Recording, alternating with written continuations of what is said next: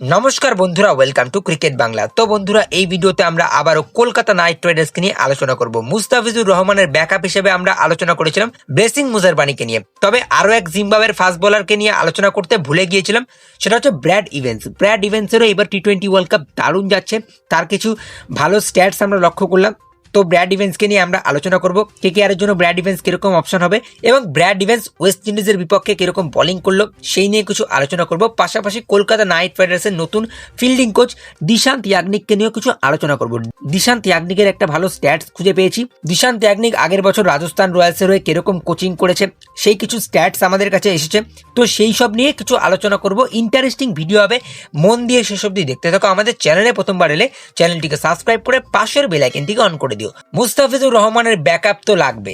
Kolkata night Riders blessing মুজারবানির দিকে নজর রাখছে। ব্লেসিং মুজারবানি দারুণ বল করেছে এবার টি-20 ওয়ার্ল্ড কাপে। ব্লেসিং মুজারবানি 4 ইনিংসে 11টা উইকেট নিয়েছে, ইকোনমি 7.06 এবং দারুণ পারফরমেন্স করেছে। ওয়েস্ট ইন্ডিজের বিপক্ষে সুপার 8-এর আগের ম্যাচটা 4 ওভারে 42 রান দিয়ে 2 উইকেট, শ্রীলঙ্কার বিপক্ষে 4 ওভারে 38 রান দিয়ে 2 উইকেট, অস্ট্রেলিয়ার বিপক্ষে সব থেকে সেরা বোলিং করেছে মুজারবানি। 4 ওভারে 4টে উইকেট নিয়েছে 17 রান দিয়ে এবং ওমানের বিপক্ষেও 3টে উইকেট নিয়েছে। সুতরাং টি-20 ওয়ার্ল্ড কাপ দারুণ যাচ্ছে ব্লেসিং মুজারবানি। এবং আমি আগে আলোচনা করেছিলাম টি-20 ওয়ার্ল্ড কাপে যেই ফাস্ট বোলার ভালো করছে কেকেআর তাকে অনায়াসে চুজ করতে পারে। ব্লেসিং মুজারবানি খারাপ অপশন না, ব্লেসিং মুজারবানি অবশ্যই ভালো অপশন। তবে ব্লেসিং মুজারবানির পাশাপাশি আমরা আরো একটা প্লেয়ারের দিকে নজর রেখেছিলাম, সেটা হচ্ছে ব্র্যাড ইভেন্স। ব্র্যাড ইভেন্স শুধুমাত্র বলে না, ব্যাটেও পারফরমেন্স করেছে। দারুণ টি-20 ওয়ার্ল্ড কাপ যাচ্ছে তার। যদি ওভারঅল আমি ব্যাটিং অ্যাভারেজ বলি, আপাতত একটা ম্যাচেই ব্যাট করেছে, সেখানে 43 রান রয়েছে, স্ট্রাইক রেট 204-এর এবং অ্যাভারেজ 43-এর।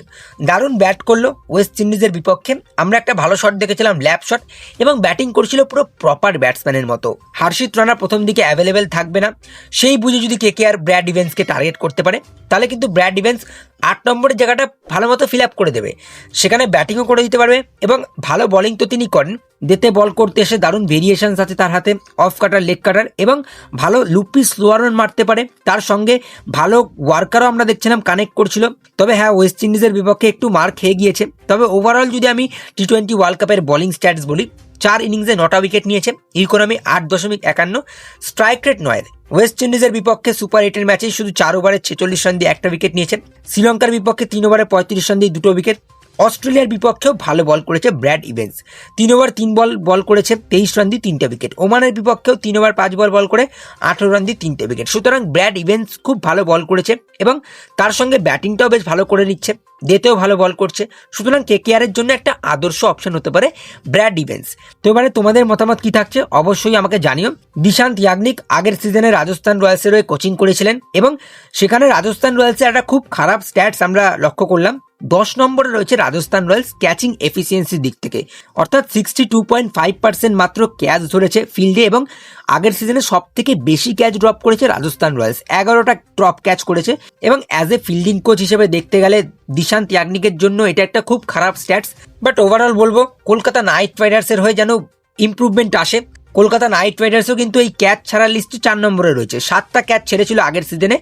এবং সেখানে যদি আমি কলকাতা নাইট রাইডার্সের ফিল্ডিং নিয়ে আলোচনা করি, 2025 সালে 7টা ক্যাচ ড্রপ করেছিল, 12টা রান আউট মিস করেছিল এবং 18টা মিস ফিল্ড করেছিল।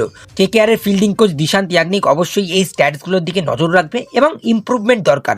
সেখানে কলকাতা নাইট রাইডার্স হয়ে সব থেকে বেশি ক্যাচ ধরেছিল রিঙ্কু সিং। কলকাতা নাইট রাইডার্সের সব থেকে সেরা ফিল্ডার কিন্তু রিঙ্কু সিং, নো ডাউট। তো রাজস্থান রয়্যালসের হয়ে দিশান্ত ইয়াগনিক আগের সিজনে কোচিং করে সেরকম সফলতা পায়নি, সব থেকে নিচে ছিল রাজস্থান রয়্যালস এবং 11টা ক্যাচ ড্রপ করেছে। ক্যাচিং এফিসিয়েন্সি 62.5%, অর্থাৎ 10টা ক্যাচ উঠলে তার মধ্যে 6টা ক্যাচ রাজস্থান রয়্যালসের ফিল্ডাররা ধরতো, বাকি 4টে ক্যাচ মিস হতো। এইটা হচ্ছে রাজস্থান রয়্যালসের স্ট্যাটস। সেই দেখে যদি আমি কেকেআর এর স্ট্যাটস বলি, আগের সিজনে কেকেআর এর ক্যাচিং এফিসিয়েন্সি ছিল 72.5%। সুতরাং Dishant Yagnik as a coach এখনো অনেক কাজ করতে হবে কেকেআর এর ফিল্ডারদের নিয়ে। কেকেআর এর ফিল্ডিংটাকে বেটার করতে হবে। রয়্যাল চ্যালেঞ্জার্স ব্যাঙ্গালোর আগের সিজনে চ্যাম্পিয়ন হয়েছে, তাদের ক্যাচিং এফিসিয়েন্সি ছিল 82.5%, তারা ক্যাচও ছেড়েছে মাত্র 4টে কি 5টা। সুতরাং রয়্যাল চ্যালেঞ্জার্স ব্যাঙ্গালোর ফিল্ডিং আগের সিজনে ভালো করেছে, তার জন্য কিন্তু রয়্যাল চ্যালেঞ্জার্স ব্যাঙ্গালোর ট্রফিও নিয়েছে। সুতরাং ফিল্ডিংটা খুবই গুরুত্বপূর্ণ ক্রিকেটে, ফিল্ডিংটা দরকার। কেকেআর আগের সিজনে 7টা ক্যাচ ছেড়েছেন, তবে এটাই চাইবো দিশান্ত ইয়াগনিক আরেকটু ইমপ্রুভমেন্ট করবে কেকেআর এর ফিল্ডিংয়ে।